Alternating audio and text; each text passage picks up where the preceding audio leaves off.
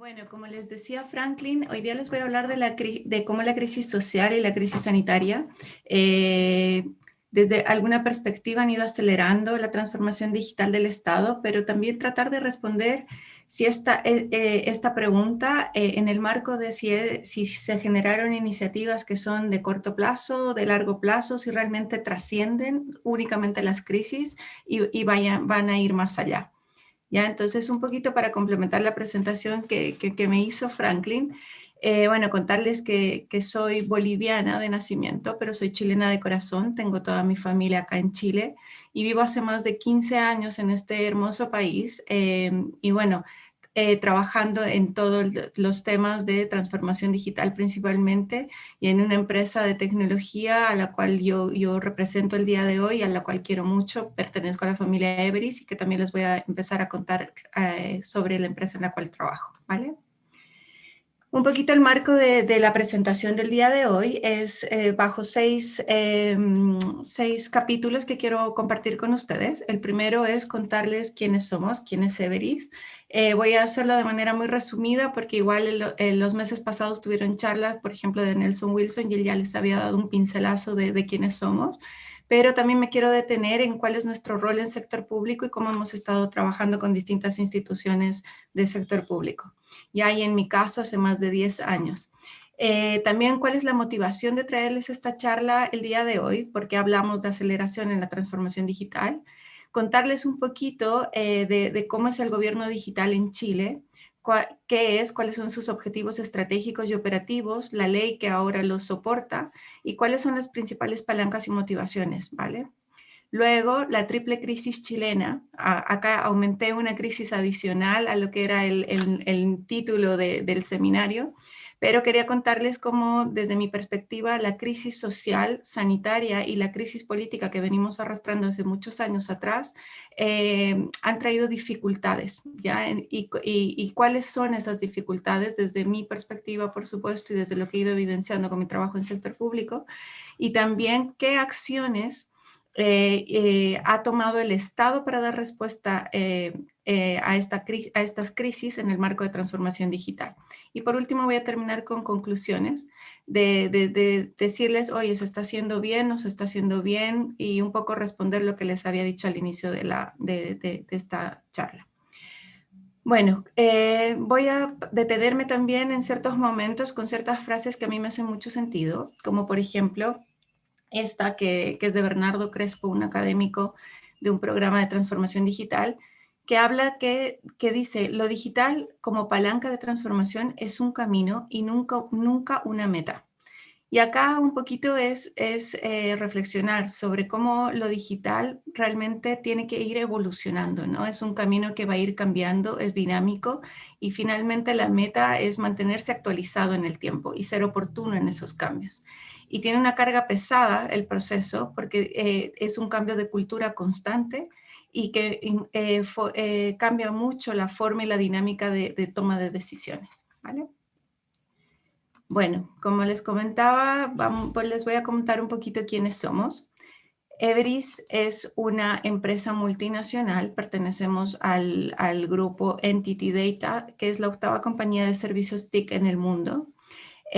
Nosotros nos consideramos personas creativas, innovadoras y con mucha actitud y ofrecemos soluciones de negocio, estrategia y transformación digital para el desarrollo y mantenimiento de aplicaciones tecnológicas y de outsourcing. Ya nosotros siempre estamos apostando constantemente por las personas porque sabemos que gracias a ellas podemos lograr más y mejores proyectos.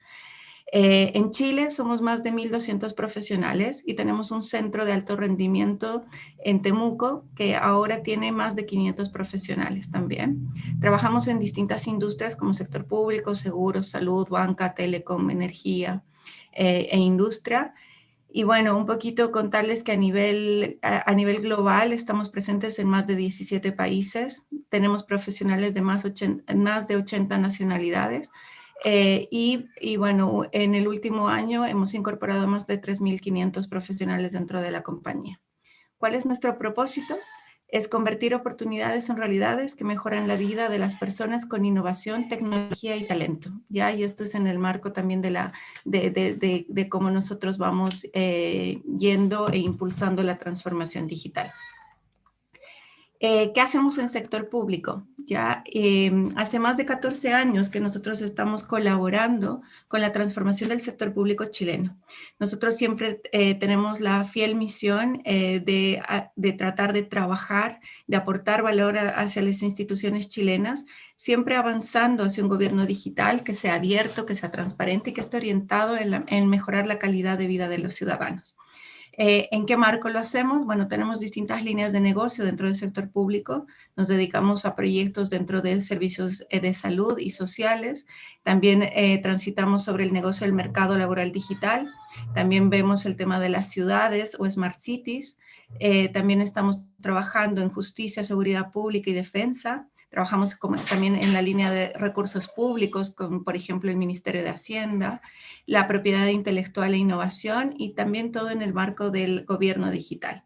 Ya para nosotros es súper importante vincular esta visión de negocios que tenemos con nuestras capacidades tecnológicas para así ayudar a nuestros clientes en su transformación digital. Eso es un poquito lo que somos como Everis y como sector público. Bueno, ahora voy a pasar a hablarles sobre la motivación, del por qué hablamos de aceleración en la transformación digital.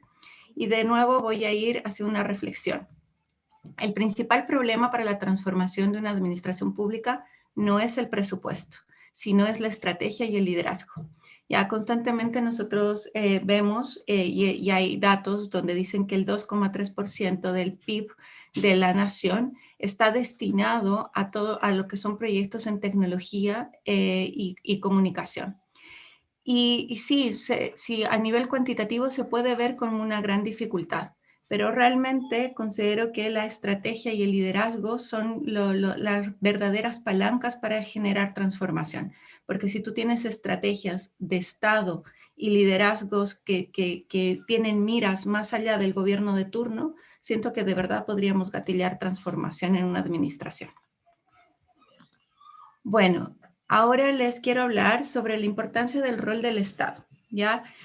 El Estado tiene como rol fundamental, y esto todos lo sabemos, conducir la integración económica, teniendo como principal objetivo la justicia social y la búsqueda de la equidad de todos, o por supuesto con la sustentabilidad como guardia. Por ello, debemos contar con un Estado que sea eficiente, es decir, que cada peso que gasta el Estado sea valorizado por la ciudadanía a través del servicio que recibe, sea inclusivo, es decir, que todos lo recibimos por igual, sin interesar de dónde venimos o el nivel económico que tenemos o la cultura.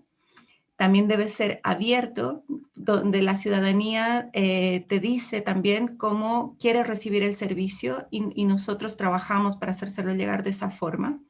Y también debe ser transparente, ¿no? Y a los ojos de la ciudadanía. Por otro lado, también necesitamos un Estado que sea unitario y descentralizado. Es decir, que se cumplan políticas nacionales, pero que también se adecúen a los ámbitos y a la realidad local y regional. Todo este rol del Estado en países desarrollados se logra mediante el uso de tecnologías de información. ¿Ya?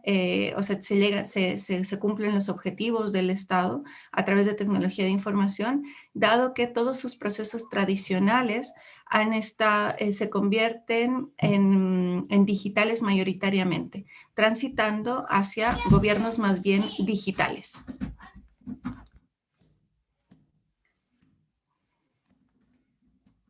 Denme un segundito.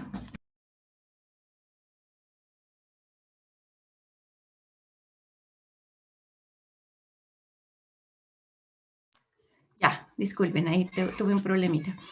Bueno, después hablarles también que, claro, yo les estaba comentando que los países desarrollados están transitando a ser gobiernos digitales con este tránsito de sus principales procesos hacia lo digital.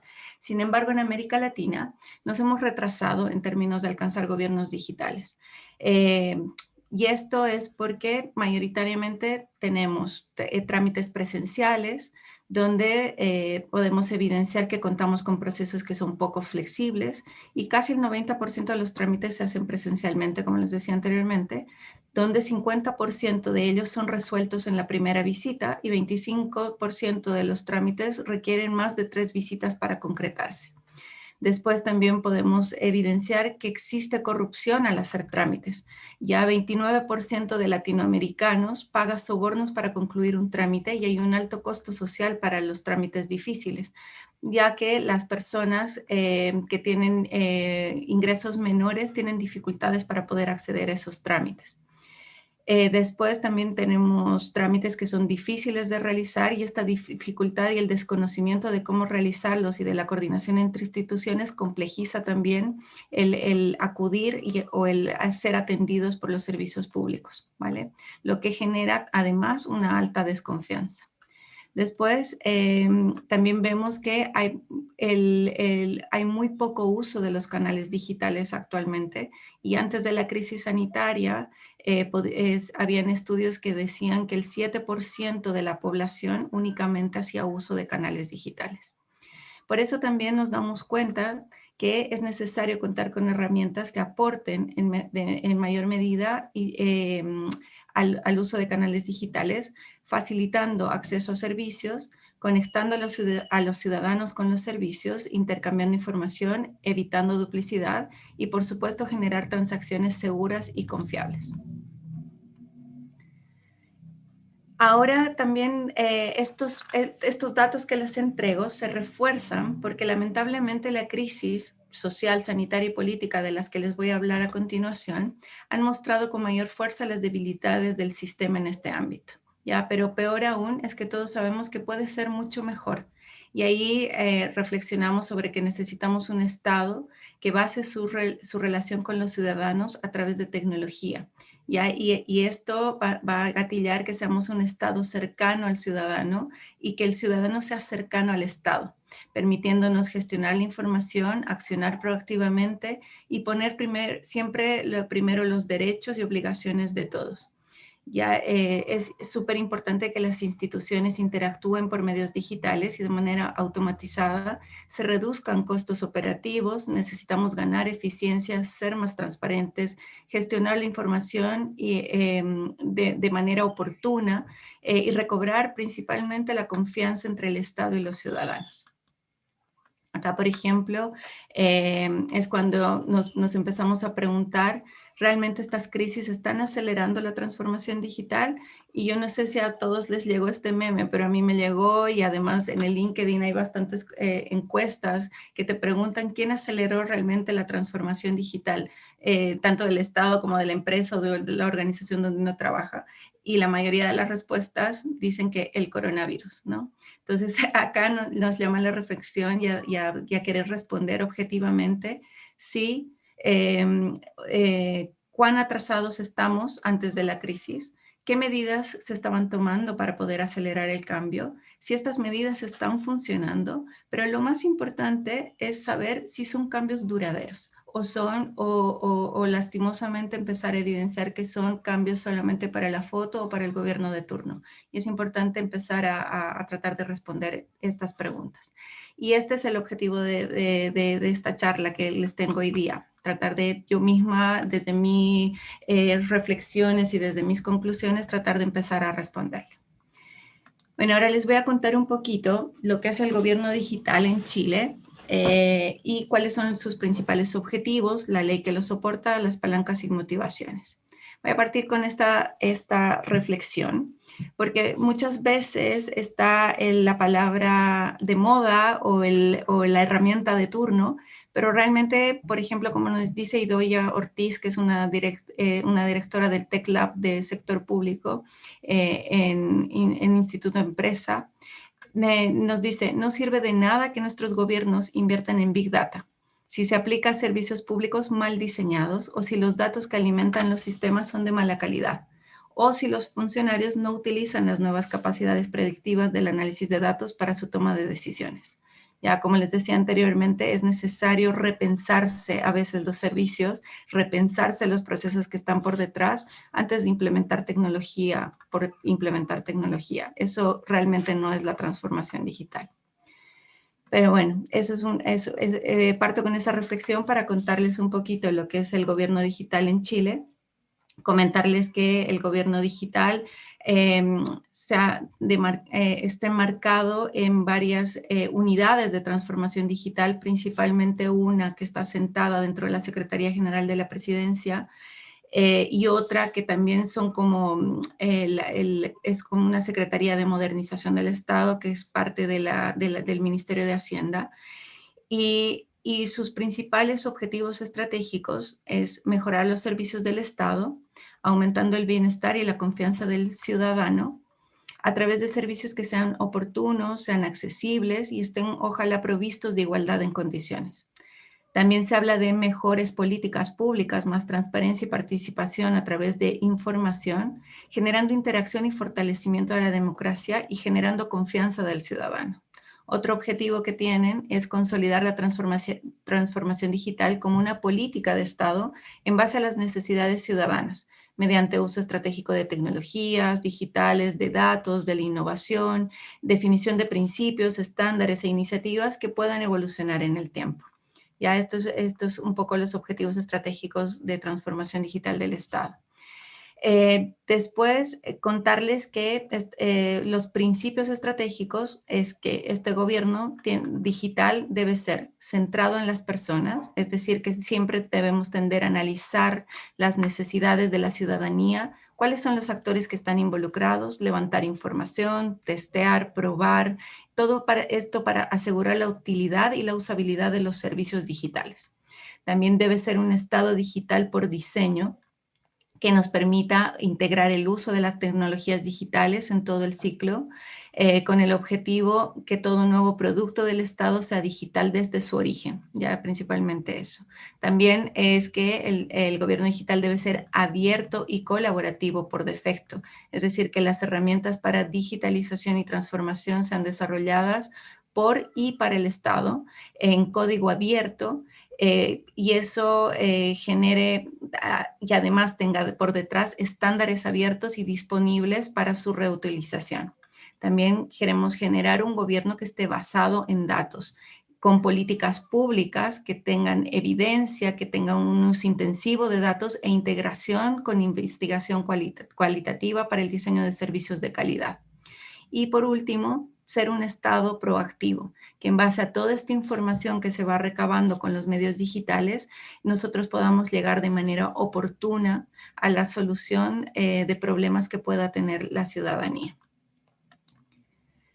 Bueno, ahora les voy a hablar un poquito sobre los principios operativos de la transformación digital que tiene planificada el Estado.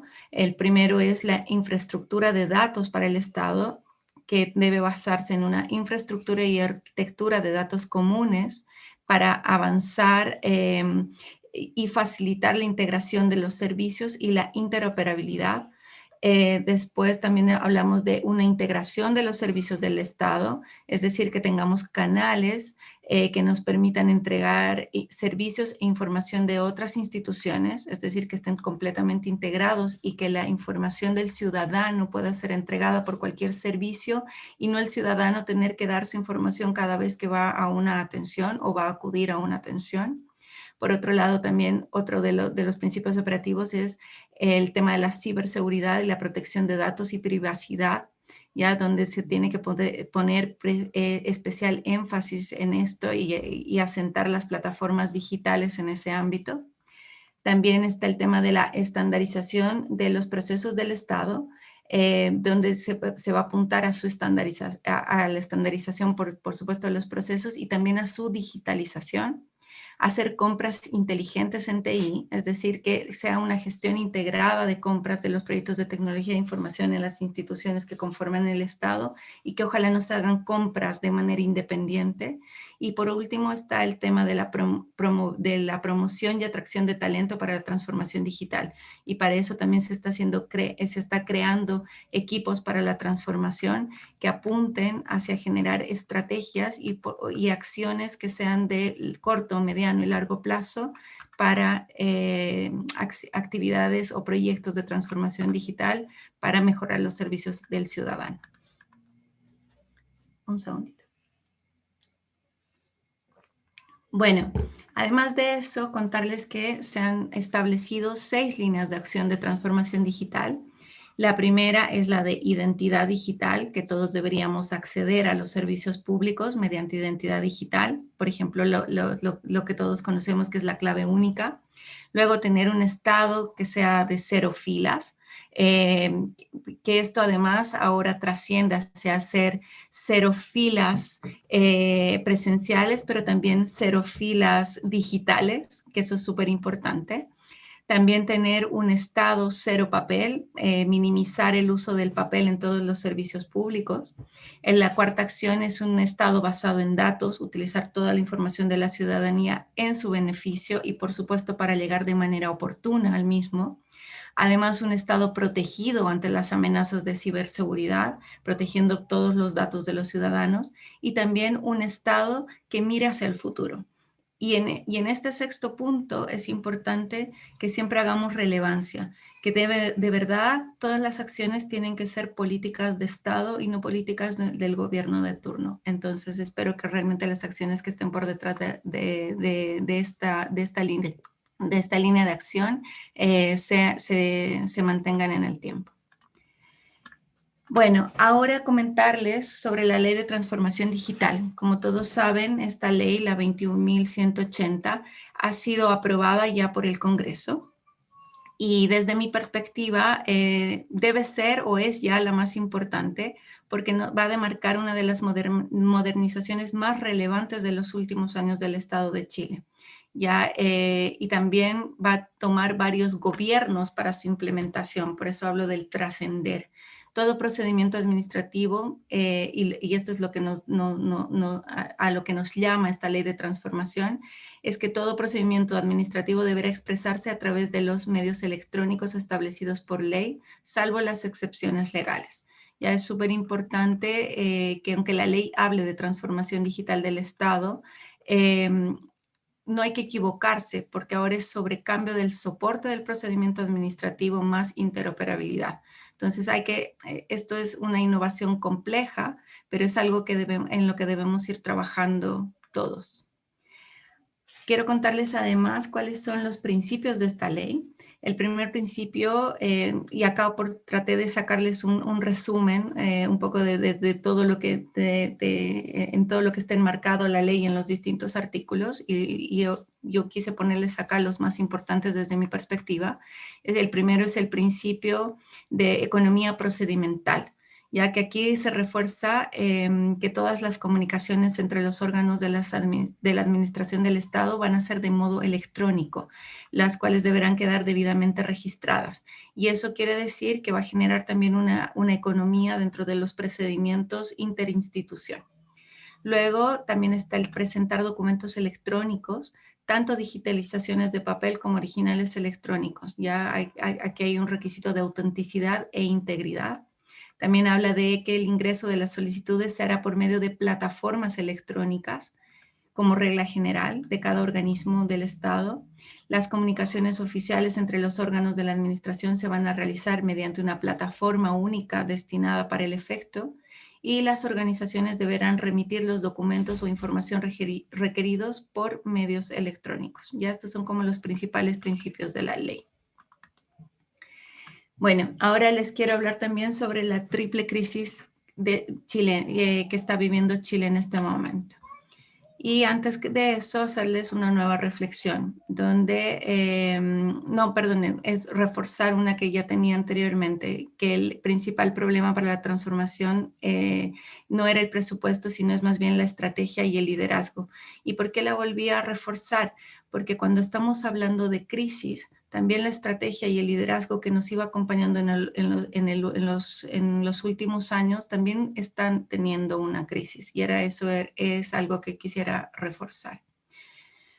Bueno, ¿cómo se fueron dando las crisis? Y esto es un poquito el análisis que quería hacer junto con ustedes, porque, por ejemplo, se gatilló una crisis social bastante importante el 18 de octubre del 2019, Eh, y a partir de eso vimos cómo fue impactando nuevamente en términos de transformación digital eh, varias de las acciones o de las actividades cotidianas de los ciudadanos.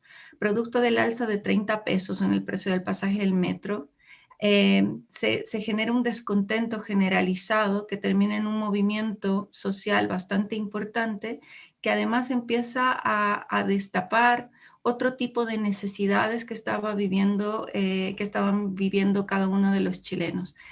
Y eso, por supuesto, generó un impacto en cada uno de nosotros, ¿vale? Después viene, justo después, meses después, en marzo del 2020, la crisis sanitaria, que a raíz de esta pandemia también empezamos a evidenciar distintos impactos también en términos de transformación digital y en cómo nosotros estábamos accediendo a servicios en el ámbito público o también cómo nos estaba impactando o impactando el bienestar de los hogares de los chilenos. Y todo esto tiene un efecto bastante grueso e importante en la crisis política que venimos arrastrando ya hace muchos años. Esta crisis se va acrecentando con el pasar de los años y se habla de que todo esto es por la precariedad de empleos, por la gran desigualdad, porque hay una clase política que es corrupta, que solo ve por sus intereses, dejando de lado a los ciudadanos, sus necesidades, etcétera. Pero cuando yo hago la reflexión de qué tienen en común estas crisis que están pasando durante todo este tiempo, desde mi perspectiva el denominador común es la desigualdad. Todas estas crisis las gatilla la desigualdad o acrecentan la desigualdad que hay entre los chilenos. Y en este sentido quería hablarles, por ejemplo, en la crisis social, pudimos evidenciar en el marco de la desigualdad que de acuerdo a cifras del Banco Mundial, por ejemplo, somos el 13º país más desigual, ¿ya? Y el segundo más desigual en términos de los miembros de la OCDE. Y esto es a pesar de que Chile también está marcada en ser una de las economías más prósperas del continente. La crisis social que se desencadenó el 18 de octubre, en términos de impacto, generó una paralización en varias ciudades del país. Esto fue una paralización que fue durante muchas semanas, trayendo consigo varias dificultades. Dentro de las principales que yo les traigo acá está un aumento en el desempleo producto de intensas manifestaciones que tuvimos durante semanas seguidas que paralizaban todo el centro de Santiago y todo el centro de las distintas regiones, de las ciudades principales de las distintas regiones. Se generó una paralización del comercio y de los servicios, donde acá además impactó también el empleo de una población de cerca del 50%, porque como ustedes bien saben, hay al menos un 50% de la población que tiene ingresos informales, es decir, que no tienen un trabajo establecido, sino que generan sus ingresos de manera informal. Y esos son el tipo de empleo que fue paralizado principalmente. Se generó un aumento del desabastecimiento en áreas rurales, porque claro, en las áreas rurales lo que hace la gente o la población es ir a la ciudad más cercana para poder abastecerse. Después también hubo una devaluación importante del peso, pero lo más importante es que se afectó el bienestar de los hogares de varias familias chilenas, ¿ya? A raíz de esta crisis social, el gobierno anunció una nueva agenda social que incluyó medidas sobre pensiones, sobre salud, salarios y administración pública, promoviendo además una agenda de seguridad, incluyendo proyectos de antivandalismo y de reconstrucción. Esto es como las medidas que se tomaron para poder mitigar un poquito todas estas dificultades que trajo consigo la crisis social.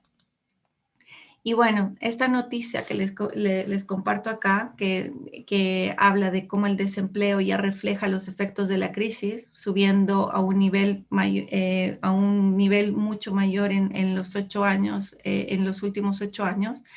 Esta noticia salió el 28 de febrero. Y ahí se ve cómo la crisis social del 18 de octubre le afectó al empleo de todos los chilenos, pero justo 3 días después parte la crisis sanitaria, donde nosotros somos informados del primer caso conocido de coronavirus, el 3 de marzo del 2020.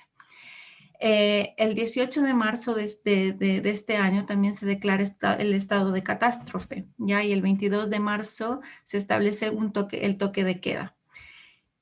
Durante todo este tiempo se empezó a tratar de analizar los datos y de informar a la ciudadanía lo que estaba pasando con la pandemia. Y también los inicios de la crisis, yo considero que fueron un generador de conciencia, de que los datos son clave para poder gestionar mejor la pandemia y por tanto, por ese factor, el 24 de marzo se crea la mesa de datos del COVID-19, donde a fines de marzo, inicios de abril, también se desarrolla un trabajo cooperativo a partir de esta mesa de datos entre el Ministerio de Ciencia y Tecnología y sus servicios ministeriales, el Ministerio de Salud, laboratorios universitarios distribuidos en 12 regiones del país para conformar esta mesa. Y se empieza a indagar cómo los datos podrían permitir generar modelos matemáticos que predigan, que hagan o que generen predicciones o proyecciones de cuál iba a ser el comportamiento del contagio. Ya a partir de eso se hacen estas proyecciones de contagio, pero también se llega a importantes conclusiones, lastimosamente no conclusiones que eran muy positivas. Y una de ellas es que era imposible hacer gestión basada en datos con semejante errores en los modelos, porque claro, la data no era suficiente, la data no estaba limpia, la data no estaba completa. Entonces, toda la academia estaba volcada a generar proyecciones de contagio, modelos de ocupación de camas de la UCI, creación de ventiladores mecánicos, etcétera. Por ejemplo, no sé, el ISI, que es el Instituto de Sistemas Complejos de Ingeniería de la Universidad de Chile, pronostica menos de 10.000 casos con cuarentenas totales al 6 de mayo. Sin embargo, esa fecha, como todos supimos, hubo 30.000 casos activos. Se subestimaron por más de 20.000 casos, ¿vale? Entonces, este tipo de errores fueron los que se fueron gatillando y esto genera, por ejemplo, un quiebre en esta mesa de datos del COVID, donde distintos laboratorios académicos dicen, ya no más, no podemos seguir participando porque hay ausencia de información y no podemos continuar trabajando para poder hacer proyecciones o predicciones que le permitan realmente a la ciudadanía saber cuál iba a ser el comportamiento de la crisis sanitaria. Entonces ahí se evidencia claramente, y como lo pongo en este slide, errores, sesgos en los datos, carencia de definiciones básicas desde el Estado, como por ejemplo reporto la cantidad de muertos. Había muchos reclamos de la poca transparencia para obtener los datos y los procesos no se monitoreaban en tiempo real. Entonces, por ejemplo, esto gatilla que, claro, se baje la academia, también se genera desconfianza por parte de los científicos y esto agudiza además la desconfianza y la polarización en la ciudadanía. Entonces, por ejemplo, aquí hay una declaración del exministro Mañalich, donde el 1 de mayo nos dice que toda la información está disponible para la ciudadanía, siendo que los mismos entendidos en esto, que son miembros de la academia, decían que había carencia de información. Entonces, lamentablemente, esto nos deja ver que toda la arquitectura de procesos subyacentes debe ser nutrida de datos y es el gran problema desde siempre.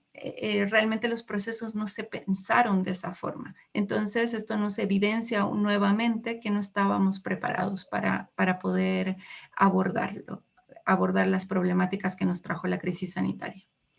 Bueno, y por supuesto esta crisis además nos origina fuertes consecuencias, tanto sociales como económicas, donde dentro de las principales, en el marco de transformación digital, podemos ver que se afecta aún más el bienestar de los hogares.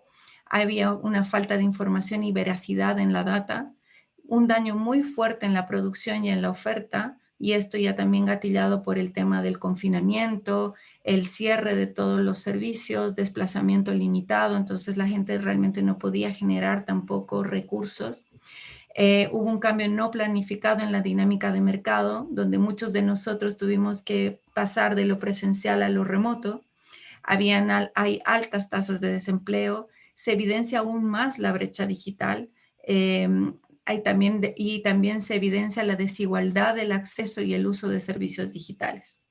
Dada esta emergencia sanitaria, además el gobierno dictamina distintas resoluciones que a nivel interno del gobierno, por ejemplo, se imparten instrucciones de austeridad y eficiencia en el uso de los recursos públicos para poder destinar esos presupuestos hacia la entrega de beneficios sociales y de mejora de los servicios de salud. Y además, por supuesto, establece una agenda de entrega de beneficios sociales y sanitarios a la población que fue más afectada.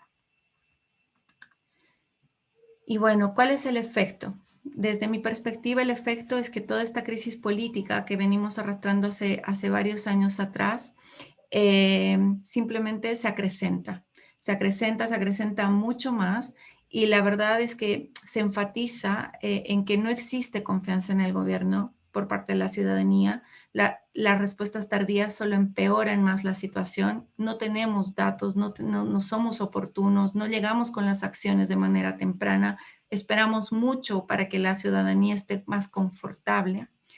No existe acuerdo, unidad y respaldo para tomar medidas, y existe mucha polarización entre la izquierda, la derecha, y al final eso no genera consenso, ¿ya? Y eso es un poquito desde mi perspectiva, y a modo de conclusiones, cómo las distintas crisis traen estos efectos de impacto en el marco de transformación digital.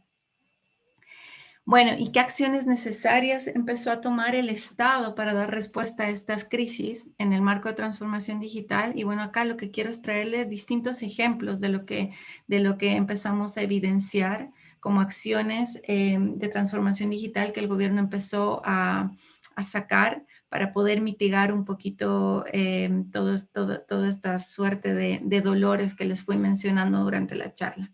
Entonces, para mitigar, por ejemplo, los impactos de la crisis social, aquí tomé de referencia tres de los dolores que les había mencionado anteriormente. El primero fue que hubo un impacto en la entrega de servicios. Entonces, por eso el gobierno generó un incentivo también al emprendimiento e innovación para distribuir servicios desde nuestros hogares y plataformas para poder dar acceso a que esos servicios se lleven a la ciudadanía.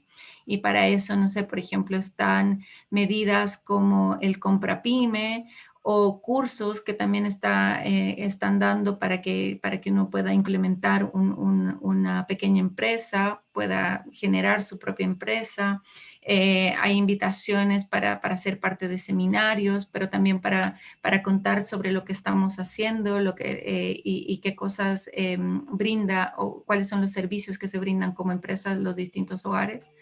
Por otro lado, para el dolor que está relacionado a cómo empezamos a tener un tema de poco acceso, porque no se podía pagar con la moneda de siempre los distintos servicios, porque estaban o cerrados o realmente no se podía acceder. Hubo un incentivo de aplicación a la ley sobre medios de pago electrónicos para dar acceso a un importante porcentaje de la población al pago electrónico. Y también se empezó a evidenciar que era necesaria la alfabetización digital, y principalmente para la tercera edad, para los discapacitados y para analfabetos, ¿vale? Esto nuevamente nos refuerza el hecho de que la digitalización es un facilitador y que contribuye al bienestar de los hogares por mitigar discontinuidad en el comercio y servicios. Estos un poquito son efectos de la crisis social, y estas son las medidas que tomó el gobierno. Ahora, ¿qué problemas se vieron? Es que en principio, por ejemplo, la plataforma de Compra Pyme tuvo ciertas fallas y tuvo que ir evolucionando en el tiempo. Ahora ya está trabajando de mejor manera, o que los planes para poder alfabetizar o para poder capacitar a la gente de cómo crear sus pymes, como el Pyme Online de Corfo u otras plataformas, también recién están saliendo a la luz, o sea, también se demoraron. Los efectos fueron, o sea, las causas fueron, por ejemplo, la crisis social o los factores que trajo consigo, pero efectivamente al no estar preparados, estas medidas no salen de inmediato o no estaban preestablecidas. Entonces hay que trabajar en el tiempo para poder sacarlas a la luz.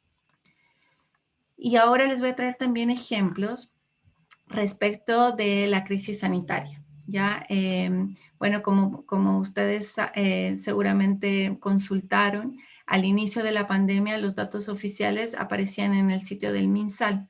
Y yo no sé si recuerdan, pero este era como el sitio web que aún está de hecho disponible, que desde mi perspectiva no era tampoco tan amigable, pero trataba de entregar la información que se tenía para que la gente también se sintiera informada. Y la manera de ir reportando estas cifras, que era importante para todos estar informados, fue mejorando, pero claramente no estábamos preparados para saber tampoco cuál era la información que era necesaria para los ciudadanos y que era clara, ¿ya? Y que nos daba como ciertas certezas de lo que estaba pasando. Y durante el pasar de los meses, bueno, se fue transitando, por ejemplo, a la información que nos entrega el gov.cl, que es mucho más ordenada y amigable para nosotros, para todos los ciudadanos. Pero claro, al final esto sumado con la crisis política, con la crisis social que ya teníamos, generó en principio fuertes reacciones, más bien fuertes críticas de cómo se estaban entregando los datos, y también se puso en duda si estos datos eran verídicos, no eran verídicos, y esto al final nos genera una pregunta, ¿no? ¿El desarrollo fue lento? ¿Fue rápido? ¿Estábamos preparados para poder adoptarlos? Y esas son, bueno, cualquiera sea esta la respuesta, es indudable que en el caso concreto del COVID, el hecho de transformar la información o la entrega de información fue un gatillador para poder hacerlo. Por otro lado, acá les muestro dos reportajes, uno que habla sobre cómo el MinSal reporta a la OMS una cifra de fallecidos más alta que la informada diario a Chile. Y esto nuevamente nos da evidencia de cómo no se está utilizando de forma oportuna los datos. Y por otro lado, también está el tema de la salida del exministro Mañalich. Pero lamentablemente esto nos lleva a reflexionar y a concluir que estos temas no solo pasan por un tema tecnológico, es un tema desde la concepción misma de los servicios gubernamentales. En un escenario donde la crisis sanitaria hace que el gobierno deba responder como puede, las personas y los múltiples procesos de salud que no están preparados, también está perdónenme, pero la crisis política también genera mayor desconfianza, y la crisis sanitaria únicamente suma a estos generadores de desconfianza, encendiendo alarmas nuevamente y bueno, gatillando, por ejemplo, la salida del ministro de Salud. Bueno, además, otro tipo de acción que se genera dentro del gobierno es sacar una aplicación el 13 de abril, a un mes y un poquito más de haberse informado el primer caso de coronavirus, que se llama el CoronaApp, que, bueno, ahí primero estaba la información donde se genera el primer examen del CoronaApp, pero también se empiezan a gatillar problemas de protección de datos y se genera la baja de esta aplicación. ¿Y qué gatilla esto? Nuevamente desconfianza, porque desaparece a los pocos días de su lanzamiento y hace retroceder nuevamente el uso de la tecnología. Y ahora, hacia finales de agosto, por ejemplo, salen aplicaciones como el Protect.me, que se está utilizando por la Municipalidad de La Reina, u otras aplicaciones que también se estaban empezando a implementar en distintas municipalidades como Las Condes o en Temuco. Y uno empieza a preguntarse, oye, ¿por qué no surge una medida desde el gobierno? Una medida que esté mejor pensada o que sea parte de un plan estratégico que, por ejemplo, esté conectando al gobierno central con los municipios, y que nos permita tener información rica, ¿no? Información que sea útil, porque bueno, los datos lo dicen y al final si el 66% de la población utiliza una aplicación móvil, esta deja de ser efectiva. Entonces es necesario también generar esos consensos y esa integración de data, ¿ya? Y tratar de centralizar también estrategias o de alinear estrategias, porque al final, y aquí respondo a la segunda pregunta, cada municipio tiene su track específico, tiene su estrategia específica, pero realmente todos deberíamos buscar una misma misión y ese alineamiento no está ni en el papel ni en la digitalización de las cosas. Otras acciones necesarias que trajo consigo la crisis sanitaria fue, por ejemplo, el tema de la comisaría virtual, para que todos podamos sacar estos permisos para poder salir de nuestros hogares durante el confinamiento. En principio, la comisaría virtual tenía que funcionar con clave única. ¿Qué pasó? La clave única no funcionaba, por lo tanto se tuvo que bajar la clave única y establecer algún mecanismo para que la comisaría virtual continúe funcionando. Entonces ahí nuevamente nos genera un retroceso, nos genera desconfianza y recién el 29 de septiembre, es decir, hoy día, hay información de cómo obtener la clave única sin necesidad de movernos de nuestras casas e ir al registro civil a sacarla. Y por otro lado, también estuvo en la medida del retirar mi 10%, donde, bueno, todos vieron las noticias. Esto generó harto problema en la plataforma que estaba destinada a esto en principio, pero después también cómo esto se conecta con las distintas AFPs y si estas también están preparadas para la entrega de este 10%. Porque al final, al no estar preparadas, lo que se hace es llevar a los ciudadanos a las calles, hacer filas interminables de espera para poder acceder a estos recursos que eran tan relevantes para cada uno de ellos. Bueno, y estas son como últimas acciones que han ido saliendo, donde por ejemplo está la Ley de Protección de Empleo, donde hay un decreto que está oficializando que van a salir el sexto y el séptimo pago de seguros de cesantía. Esto pasó el 25 de septiembre pasado, pero claro, nuevamente, ¿qué pasa? Que para poder acceder a estos seguros de cesantía, ya sea por no tener acceso a Internet, por no tener las mismas posibilidades que el resto, o por no tener conocimientos digitales, la gente está en las calles haciendo filas extensas para poder tener este seguro. Por otro lado, también, salió el nuevo ingreso familiar de emergencia, donde determina el Estado entregar un quinto y un sexto pago de este subsidio. Y claro, al final, nuevamente, ¿qué pasa? Que primero yo tengo que hacer el registro social de mi hogar en una plataforma, la cual ha tenido muchos problemas en todos estos meses por caídas y un poco lo que les decía, el tema de las filas digitales. Ahora ya no es solamente que tenemos que trascender a las cero filas presenciales, sino también tenemos que trabajar en lo que es cero fila digital y hay que empezar a pensar cómo llevamos nuestras arquitecturas a la nube, nuestra infraestructura a la nube para poder apalancar estos servicios.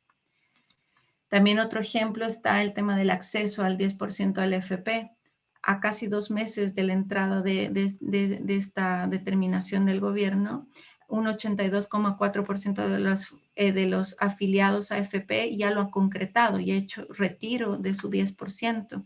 Pero acá se generó un problema porque toda la gente que vivía en el extranjero no podía acceder. Entonces, el 24 de septiembre, la Cancillería habilita dentro de la plataforma Mi 10 AFP un formulario específico para quienes residen en otras naciones de manera tal de que puedan acceder a este beneficio y que ese beneficio sea depositado en bancos del extranjero. Pero claro, al final pasaron 2 meses que esas personas no podían acceder a esto y recién nos demoramos 2 meses en preparar el formulario para poder acceder al beneficio. Y bueno, además, Acá también, ahora, el día 27 de septiembre, el gobierno anuncia el plan de subsidios que busca recuperar 1 millón de empleos perdidos durante la pandemia. Y son subsidios a la empresa, donde ahora todas las empresas pueden postular al CENSE, a una plataforma que están habilitando recién y que está en prueba, una plataforma digital, y ver si cumple con los requisitos y condiciones exigibles de los formularios que están implementados ahí para poder ser parte del subsidio de contratación y regreso de trabajadores. ¿Ya? Entonces también esto es una medida que sale recién del gobierno, pero que también está a prueba y que ojalá todos esperamos funcione de buena manera para que más de 1 millón de personas puedan retornar y tener nuevamente empleo. Y bueno, hablando sobre crisis política, yo creo que la mayor medida dentro de la crisis que se generó es el tema del plebiscito para una nueva constitución. Entonces, para poder mitigar un poco lo que se generó en la crisis social, acrecentó con la crisis sanitaria y demás, se genera este plebiscito, pero se aprueba, donde todos decimos ya, por fin se va a aprobar, el 24 de marzo estaba el go para eso. No, perdón, antes estuvo el go para eso, pero el 24 de marzo se decide aplazar el plebiscito porque, claro, había que resguardar la salud de todos los ciudadanos en Chile. Pero por otro lado se empieza a ver, porque también hay inquietud por parte de la ciudadanía de poder acceder a este plebiscito y se empieza a evaluar si era posible hacer una implementación del sufragio de manera digital, pero se determina que es inviable hacerlo, ¿ya? Entonces no se podía votar. Bueno, ahora el plebiscito se va a realizar, pero también nuevamente no estábamos preparados digitalmente para poder hacer nuestro voto de manera digital. Y ahí un poco acá también quería contarles estos ejemplos de cómo se fueron viendo y ya generar conclusiones, ¿no? Sobre, oye, lo estamos haciendo bien, realmente las crisis aceleran digitalmente al Estado o no, o de qué manera lo estamos haciendo. Y un poquito acá quería empezar a dar respuestas a las preguntas que hice al principio de la charla, ¿no? Donde me preguntaba o los llamo a preguntarse cuán atrasados estábamos antes de la crisis. Que un poco la respuesta va de acuerdo a los datos que nos entrega el Banco Mundial, el BID, donde lastimosamente solo el 7% de la población hacía uso de los canales digitales para acceder a los servicios públicos. Entonces estábamos, primero, muy atrasados por distintos ámbitos. Primero, porque no sabemos cómo hacerlo, porque no tenemos acceso a Internet o no tenemos los recursos necesarios para poder acudir a estos servicios. O por otro lado, las instituciones no están preparadas del todo para poder brindar servicios digitales. Otra pregunta que me hacía era, ¿qué medidas estaban tomando para poder acelerar el cambio? Bueno, ahí les hablé de todo lo que es el plan de gobierno digital de Chile y por otro lado también la ley de transformación digital. Y ahí me voy a la siguiente pregunta, donde ¿estas medidas están funcionando? Fueron medidas que se tomaron a tiempo, pero lo más importante son cambios duraderos. Y acá realmente cada vez que me preguntan sobre esto, yo que ya llevo trabajando 10 años con el sector público en Chile, me doy cuenta que muchas veces las medidas son súper cortoplacistas. O sea, y las estrategias que están por detrás son muy cortoplacistas y realmente no se toman medidas de Estado, no se toman medidas que trasciendan. Son medidas de gobierno, son medidas que se acaban a los 4 años que sale el gobierno de turno y que de nuevo hay que partir de cero. Y es por eso que en el marco de transformación digital, si no se adopta una estrategia y no se adoptan objetivos que sean de largo plazo, donde todos trabajemos en colaborar en lograr estas metas y que trascienda gobierno a gobierno, realmente la transformación digital va a seguir siendo lenta. Ahora, por supuesto, las crisis nos aceleraron un poco, estamos ya en una senda bastante importante, pero también hay que ser muy realistas. El gobierno actualmente está tomando y está priorizando los distintos incendios que se van levantando, como el tema de la entrega del beneficio social, como la entrega de mejores servicios de salud, que son básicos y son vitales para todos, pero también tiene que empezar a preparar sus procesos para el cambio digital. Es necesario empezar a repensar cuáles son las estrategias, llevar los procesos hacia eso para que a futuro, si se levanta una crisis, que esperemos que no, sí estemos preparados y sí se haya gatillado los cambios, pero que también pensemos en una evolución constante. Desde mi perspectiva, sector público es una de las industrias que mayor retraso tecnológico presenta y se ve afectada por distintas iniciativas, por distintas medidas y finalmente esto nos lleva en datos concretos a evidenciar que como sector público aún somos principiantes digitales. Y solamente hay un 30% de instituciones públicas que están transitando a ser un intermedio digital. Y estos datos se los entrego en una escala de ser analógico a ser líder digital. Entonces realmente estamos bastante retrasados y debemos trabajar en ello. Y acá, para finalizar, quiero entregarle algunos ejemplos. Por ejemplo, en estrategia y planificación, desde mi perspectiva, necesitamos potenciar la coordinación y gobernanza, generar smart cities, tener también un estado que esté basado en datos, generar modelos de atención que sean digitalizados y escalables. También pienso que debemos incrementar la deuda pública asociada a las TIC. Como les comentaba anteriormente, actualmente solamente el 2,3% del PIB y siento que esto debería acrecentarse más para poder tomar medidas. También que las operaciones y los modelos mixtos de operación y servicios de gestión de riesgos sean bien pensados, ya tengamos servicios digitales con cero papel y una administración electrónica del Estado que esté correctamente integrada, que tengamos sistemas de información y arquitecturas digitales y ojalá un Estado en la nube, y también que optimicemos y combinemos el espacio virtual y físico con una buena línea de transformación. Y un poquito para finalizar, el proceso de transformación digital de verdad no se trata de tecnología, se trata de un cambio de cultura, se trata de madurez, se trata de liderazgo, de comunicación y de coordinación entre todos. Eso por mi parte, Franklin.